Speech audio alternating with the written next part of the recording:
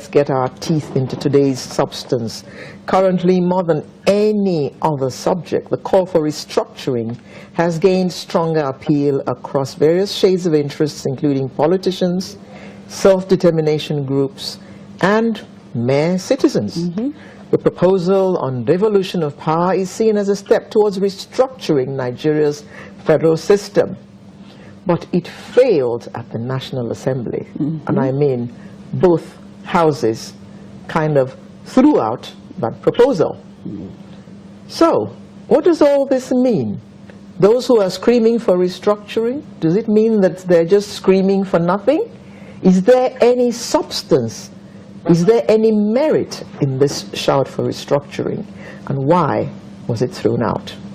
These are things we're going to be looking at this morning, and to help us out, it's my pleasure to welcome Mr. Deji Olaleye.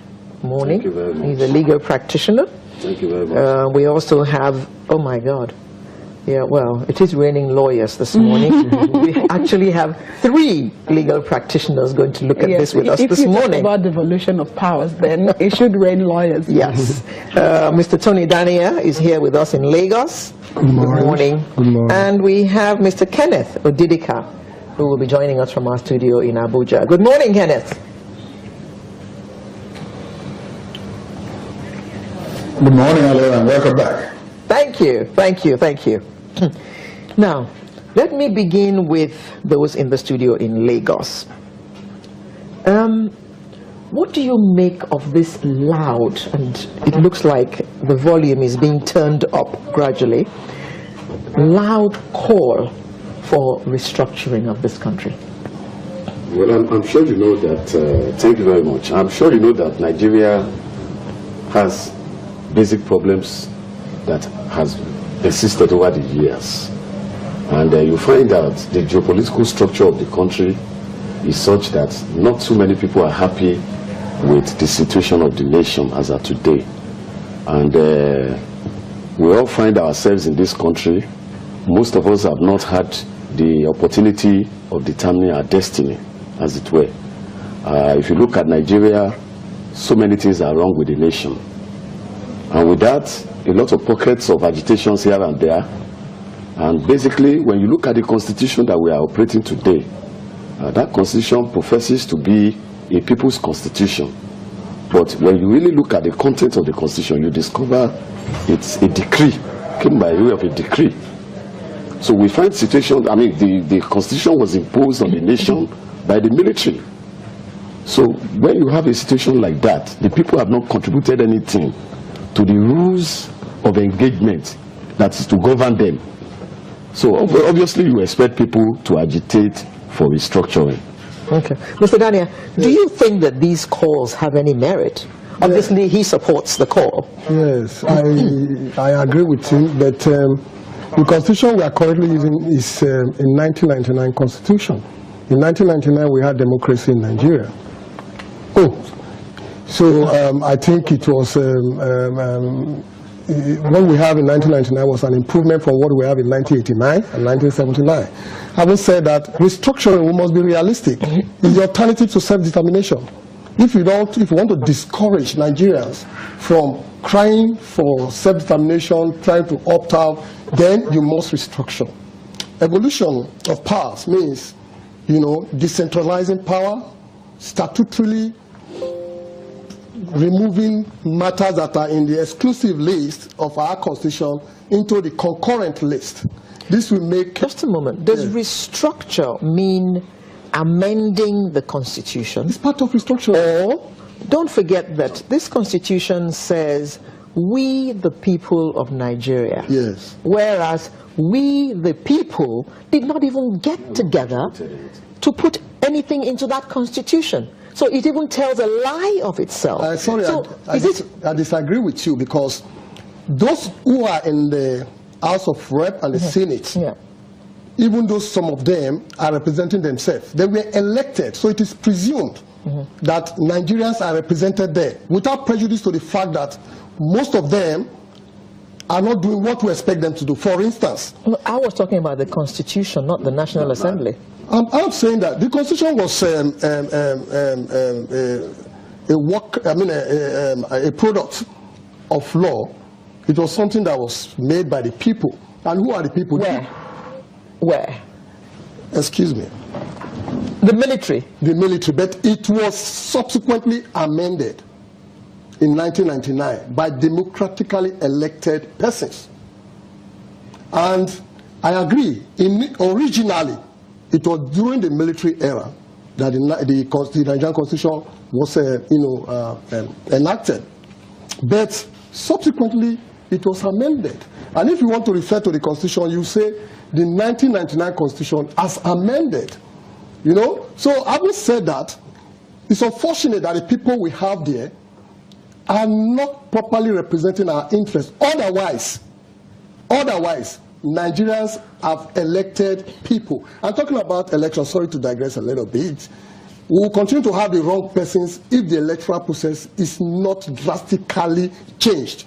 Because the people that are there have money, without prejudice to investigations and all that. They steal our money. They use it to buy votes, whichever way. They can pay thugs to disrupt. They can pay police to protect them, even if they are doing wrong things. They will pay people that are poverty-ridden to come out and vote. Until that process is changed, we will continue to have the wrong persons in the house. Let's look at, you were talking about, the Constitution as it is, and yes. Amendment being part of the restructuring. Yeah. What does it take, for instance, to restructure this country? If you talk about restructuring, we are trying to, because what we are doing now, even if it is styled federation, is a central or unilateral-like government. We need to make the central take care of things like defense, economy. Other things should go to the regions, the states. People should develop at their own pace. If you choose to be redundant and be retarded in your own development in your region, that is your business. That is how it should be. And the amendment that failed at the assembly would have enhanced the restructuring we are talking about. For instance, apart from devolution of powers, the Land Use Act bill for amendment was also refused. That because Mr. Daniel, can you just hold that thought, because we need to take a short break. We'll be right back. Lawmakers in the House of Representatives gathered in the chamber for the consideration of bills for the alteration of the 1999 Constitution. Each bill must get a vote of 240 to pass, which is the constitutionally required 2/3 majority of members of the House. But before voting can commence, a rowdy session ensues as this lawmaker insists on being allowed to raise a point of order. He's refused and eventually calm returns. The vote then begins as the Speaker guides the House. Okay, fine. So now we can vote. I'll announce when we're ready to vote. And then you have the buttons there, please. We are not test running now. It's real. Just as in the Senate, the lawmakers vote in support of local government autonomy, independent candidacy, and financial autonomy for state houses of assembly.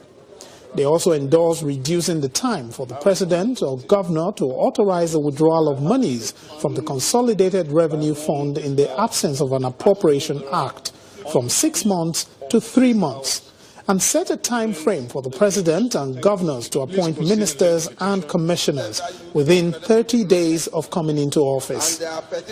The lawmakers vote in favor of 35% affirmative action for women. However, the bills on devolution of powers to states, the deletion of the Land Use Act from the Constitution, and scrapping of the State Independent Electoral Commission (SIEC) are all thrown out by the lawmakers. There is all honorable colleagues like this. The vote on the bill on citizenship and indigenship, which seeks to guarantee a married woman's right to choosing either her indigenship by birth or by marriage for the purposes of appointment or election, leads to a rowdy session on the floor.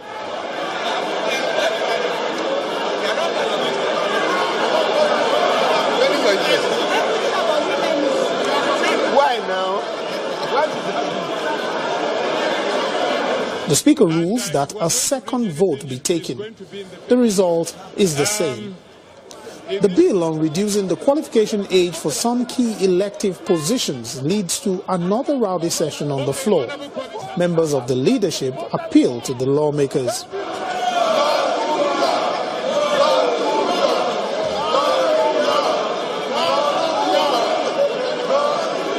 So,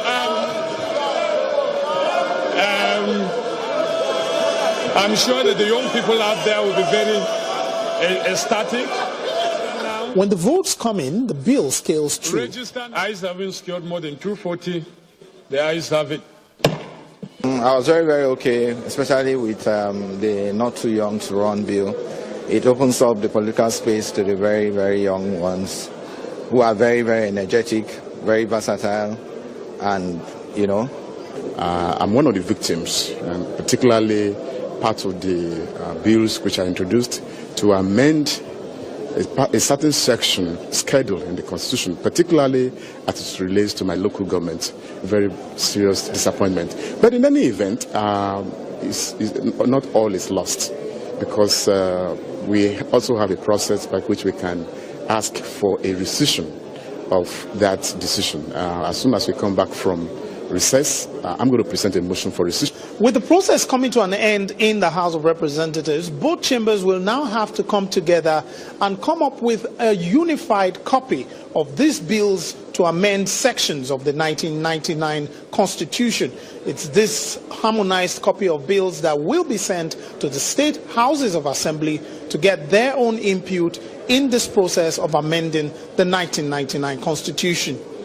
Lanre Lasese, Channels Television News. Welcome back. Mr. Daniel, you were talking about what it takes to restructure the country. Yes, I'm saying that if the bills that failed were passed, I mean the amendment, it would have gone some way to enhance restructuring, because devolution of powers is part of restructuring. Mm-hmm. And the Land Use Act that also, the amendment of the Land Use Act that also failed, it's a bad one. It shows, with respect, how insensitive those who are representing us are to our own yearnings. We voted them there, whether wrong or bad, whether they bought the election or not, they are there now. They are supposed to be representing our interests. I'm surprised, though it was a narrow margin, 48 to 46 vote, that the amendment to devolution of powers to the region and the state failed by about 3 or 4 vote difference. You know, but I was surprised. I thought we were going to get an overwhelming support, because everybody is talking about restructuring. And I don't know who we lose or which region we lose if you restructure. Okay. So for those who didn't say yes to it, what do you think could have been their reasons? I don't know, but the only thing that can come to my mind is selfish. Selfish reason, probably fear. You know, and then with respect, I discovered that some of these honorable members don't even know their onions when it comes to lawmaking. Well, that is kind of obvious, isn't it? But yes, at this point, let's bring in Kenneth. Kenneth, who is afraid of restructuring, and precisely why, in your opinion?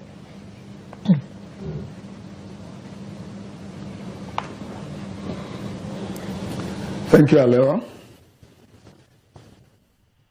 First of all, we are living in falsehood in Nigeria. We don't tell ourselves the truth. The Constitution is false, it's fake, we never made it. Our population figure is false, it's fake, conjured, as it were. States and local governments created arbitrarily, and because you have such arbitrary creations, you now decide that you share the money, because it's all about sharing, it's all about money. Let's get it right. It's all about resources. So you share the resources based on local governments and some skewed other ideas that you conjured. So those who are benefiting from this anomaly, from this skewed arrangement, will always oppose a restructuring. Now, another thing that comes to mind right away is because of the plurality of states, most of which cannot sustain themselves, and the fact that we actually run a unitary system of government, though clothed or given the nomenclature federal. And I explain this right away. You cannot have Anambra State, for instance, where I come from, and you have Zamfara State, which is another state in Nigeria, and you tell me that somebody who works in Zamfara State will earn the same thing as somebody who works in Anambra or Lagos or Abuja. You don't force these things on people. If we are to be a federal, if we are to be practicing federalism, these federation units will determine what happens in their different states. And because of the same falseness I've been talking about, you replicate expense centers called governments, governor, commissioners in 36 states, even where they can't sustain these things. We've talked, I'm taking all of it at the same time because I don't know when they're coming to me again. My colleague there have talked about the rejection by the National Assembly. You do not expect this National Assembly, which is the creation of the fake document we have been operating, and who are beneficiaries of the skewed arrangement, to support such changes that will actually affect the bottom line, as they say in financial world. They're not going to support that. We do not need to amend this so-called constitution. We need to have a fresh constitution that we make ourselves, not the one that some people sat in a room, decided how it will be, and thrust upon us, and are forcing us to actually operate that document. Let me put this in. Decide. Let me put this in.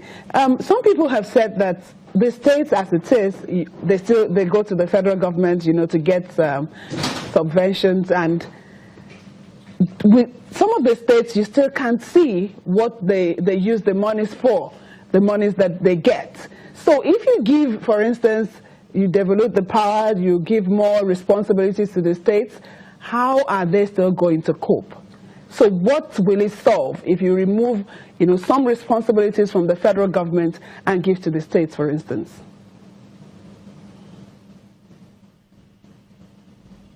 You see, first of all, is that it will be easier for the people to now monitor. Yes, I've been advocating that our state governors should be held responsible by the citizens of each state. There have been a lot of irresponsibility. They have been very irresponsible in the management of the resources of the states. The things they get from the federal government are the ones they generate internally. They've been extremely irresponsible in managing them, except for a few states. However, the fact that they've been irresponsible in managing those resources does not validate. You are depriving the citizens of those states of the things that ordinarily should come to them. Here we have a gargantuan federal government that practically dictates to the rest of the nation, though we call it a federal government. We call it federalism. They collect everything, they determine everything. That does not augur well for the nation. There must be a devolution of powers to the states and local governments. The local governments are closer to the people. And in the case of this devolution of power, certain things must take place. We can no longer be using, share our money based on 774 or so local governments. That we are not 170 million. We are not. We know we are not. But these things are conjured because certain people need the numbers to satisfy some predetermined ends. And that's what's going on. So we must tell ourselves the truth, go back to the drawing table and have a brand new constitution which will take into cognizance the aspirations of the Nigerian people. All right. If you do not do that, you leave yourself open to violent I wouldn't want to say separation, but there will be some violence. Okay. Definitely there will be. Because people cannot continue taking what is being handed out to them the way it's being handed out to them forever. Okay. That is why we have all these accusations. Okay, thanks, Kenneth. If power were devolved, for instance, would it not mean more responsibility for the states? And as you all have alluded, there are a number of states in this country who cannot really stand on their own. So, is it not therefore a foregone conclusion that such states, for instance, will sponsor a rejection of this kind of bill because it will not, be of benefit to them? They'll then have to go look for how they're going to survive. Yeah. Well, I want to say that we seem to be missing a very important and valuable aspect, and that is the participation of the people in constitution making. Though there's a difference between making a law and making a constitution. Yes. There are two different issues. Okay? Now, what we are doing now is we are trying to impose a law on the people. And it's not going to work. What Nigeria needs right now, just as my brother who just spoke have said, we need a new constitution. A constitution that will evolve from the people. Because the people are sovereign. All powers, all decision making concerning the political structure of the nation, concerning the terms upon which the country should be governed, concerning the interaction of the various institutions in the government, should come from the people, not from the National Assembly. But they are, and I think that's the major problem. They are representatives. No, the people have never participated in the constitution of this country. Look at it. From history, the best constitution we had, where the people were actually involved, was the 1979 constitution, where they had a drafting committee, and then we had a constituent assembly that was empaneled to look at the issues that the people had raised, and they were all elected from various geopolitical groups and institutions.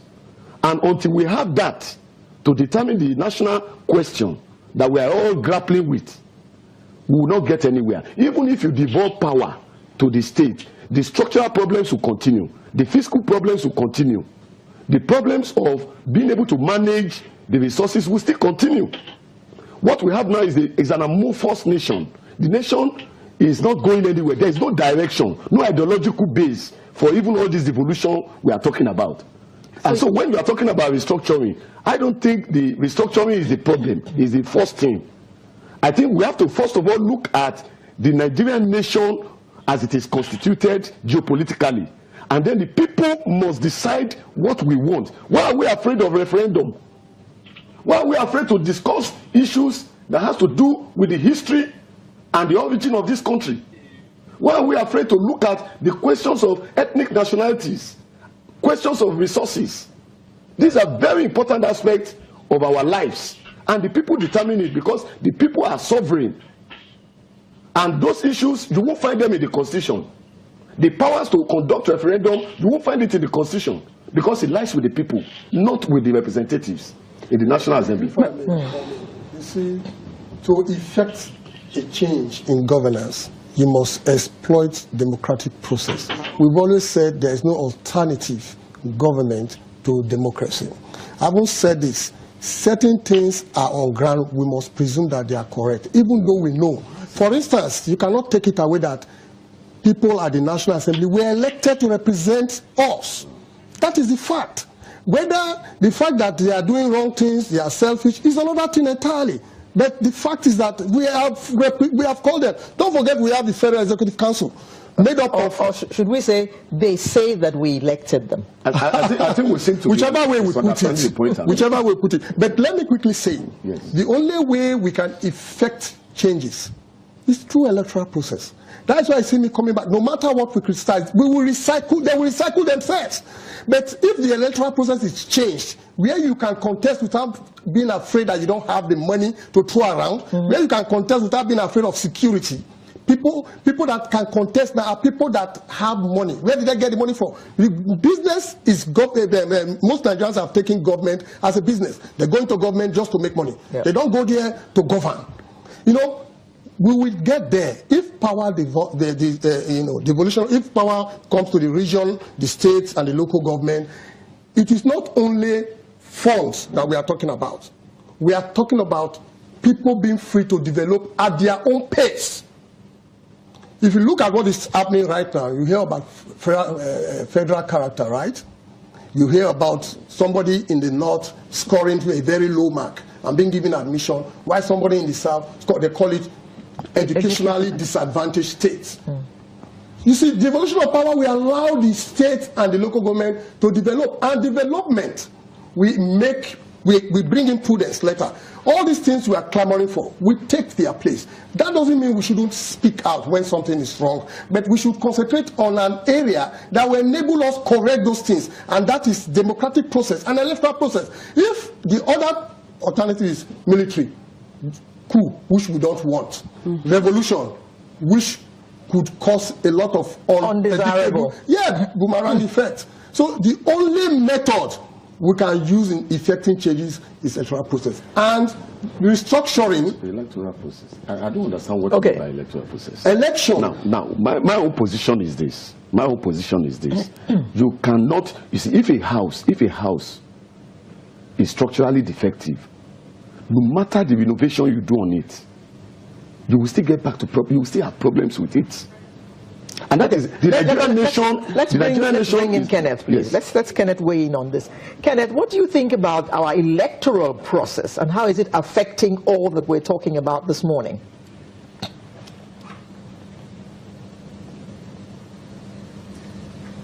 It is all part of the fraud. The electoral process derives its legitimacy from the Constitution, and then the other laws that were made to enhance it. Who made the laws? The same people who were brought in by the fraud. You see, as my colleague said, who is afraid of referendum?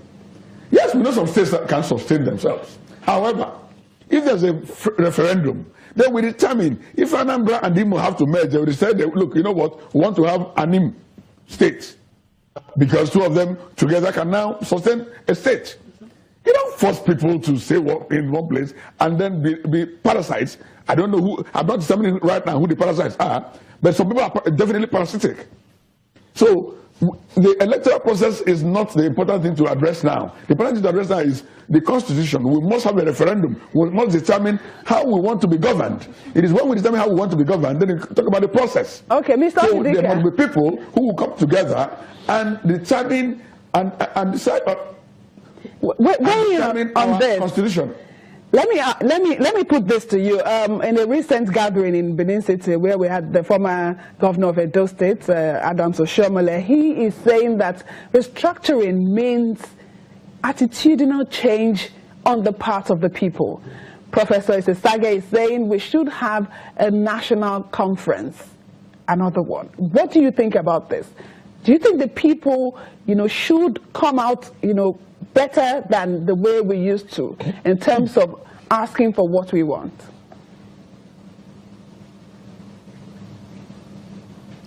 You see, it's always easy for them when they leave power to become philosophers. Adams Oshiomhole was a governor for 8 years. I don't know how much he did there. I knew him when he was a labor leader. Then he was more of a humane person. When he got into power, he became a different person. Now he's a philosopher. Professor Isesage, with due respect, had making some pronouncements that are at variance with even his training, and the training has been given to him as a very senior lawyer. No, we're not talking about these people as a person. I'm talking about what they offered, what they said. Are we as a people, do we need to have attitudinal change so that perhaps we can be able to ask for what we want and say, you are representing me, and if you get to the National Assembly, this is what I want, this is what you should put out. And then on the other side, do we need a new national conference? I was already answering that. You see, the issue of attitudinal change does not arise because you can say whatever you like. I have the power to determine what I want to do. So you can tell me, oh, when you get to National Assembly, do this and do that and do that. It's been going on. They don't do that. Rather, we had a sovereign national conference. With that, the powers that we have as a people will all be captured in our constitution, and people who now end up being operators of the constitution will do that which we ask them to do. Right now, that does not exist. So a sovereign national conference is what I would advocate, because that is what will lead you. We must have a referendum. We must determine how we want to live. Anything short of that will continue engendering the violence that we are seeing and the agitations that are going to get more violent as time goes on. Remember, threats and counter threats going all over the place. Things are about to come to a head, and that is easily avoidable. But for the recalcitrance of those who are benefiting and enjoying the skewed arrangement as we currently have. I don't know if I can just take it from there. Quickly, before we take a break. There's nothing wrong with having a fresh constitution, but the existing constitution will continue to guide us. We cannot suspend the constitution, you know. So if we want to have a fresh constitution, we can agitate for that. And like I said, there are certain existing things we must presume are valid, and we must follow that process. That is just my own position. So if you want to ask for a referendum, because a referendum is usually for a purpose. Will the purpose be to ask if we want to restructure? Will the purpose be to know if we want to disintegrate? So what will be the purpose? You see, a lot of people have been clamoring for, I'm a realist. Mr. Daniel, Mr. Daniel, can you just before hold you that answer, thought, please? We need to take a break. And be back. Arrive at the Senate chamber in groups and also on their own. But they all approached the chamber with the same intention of voting to amend several sections of a 1999 constitution. And therefore, I take your indulgence that I come and lay this. All seated, legislative proceedings begin. There are 33 constitution amendment bills before these lawmakers, and each bill must get 2/3 majority vote before it is passed. These seeks to alter section 1. The Senate President announces each bill and voting begins. The ayes have it. Lawmakers vote in support of local government autonomy, independent candidacy, reduction of age qualifications for President, the Senate, House of Representatives, and State Houses of Assembly. Senators also vote in favor of reducing the time for the President or Governor to authorize the withdrawal of monies from the Consolidated Revenue Fund in the absence of an Appropriation Act from 6 months to 3 months. In addition, lawmakers support financial autonomy for State Houses of Assembly. They scrap the State Independent Electoral Commission and set a time frame for the President and Governors to appoint ministers and commissioners within 30 days of coming into office. However, senators vote against devolution of powers to states, 35% affirmative action, and deletion of the Land Use Act from the Constitution. We spoke with some lawmakers to understand why senators voted against some of the areas up for amendment. What we were asking for was a simple thing. It was not for election.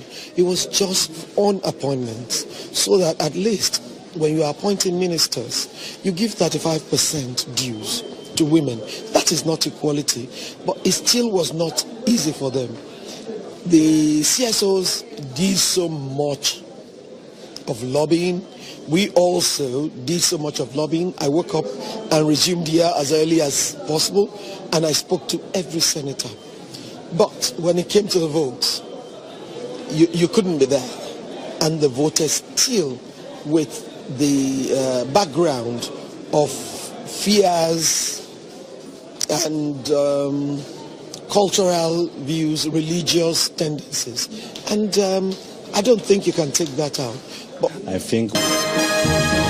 Okay, Mr. Daniel, you can land on your thoughts. Yes, I'm saying that with respect, I disagree with Ken that we don't need attitudinal change. We need it.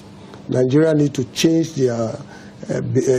Nigeria is they are docile. They must be more active. You know, they should speak. We will continue to talk. But I want to say that for those of us that are talking, those of us analyzing, calling for changes, why are we not in government? We are not in government because we don't have the money. We don't have the clout.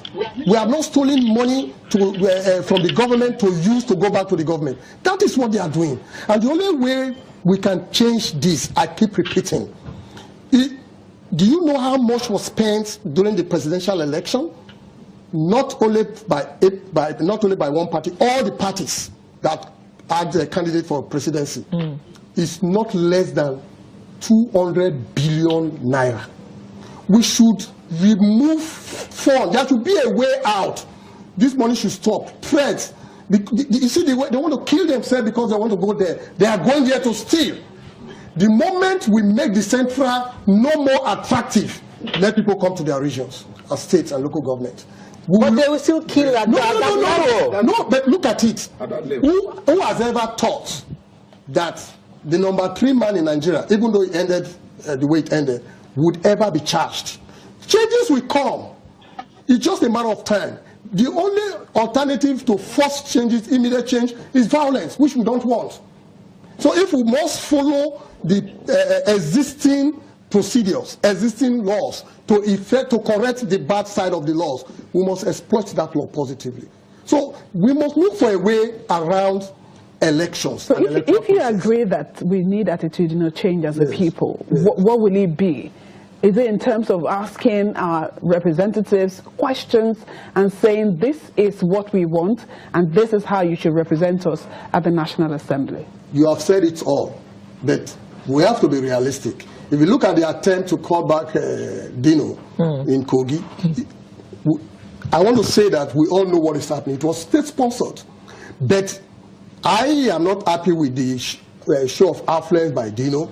I would have loved a process where it will be seamless. The people can react, people can ask questions, they can call their elected representatives to order, but we don't have that here. Because when the elected representative comes to the constituency, what he does is to call people, give them small money, talk to them, they will praise him, they give him chieftaincy title. So it comes back to the people. It comes back to the people. Okay, now we must start winding down, so we need to look at the way forward in closing. Let me begin with you, sir. Now, my own position is very clear. And what I say is that we cannot get to where we are going with any restructuring or any lawmaking, using the lawmaking process to make a constitution for Nigeria. They are two different things. Okay? Now, until we go back to the fundamentals upon which this country is structured, which is the Constitution, the organum of the country, the central source, which is the ground norm. Until the people are involved, they decide it. We'll keep going round and round, amending and restructuring, which will not help us. Number two thing I want to say is that Nigeria's problem is beyond the electoral process. Even if you have the best electoral process in place, it's only a means for other people to get into power. And when they get into power, it's a different thing altogether. What they do is different. They don't go back to their constituents to ask for instruction on what to do until we hold our leaders responsible. And the people are the one who will determine those terms upon which we are going to hold them responsible, upon which the nation's resources will be shared. Okay. Kenneth, your final word on this, please.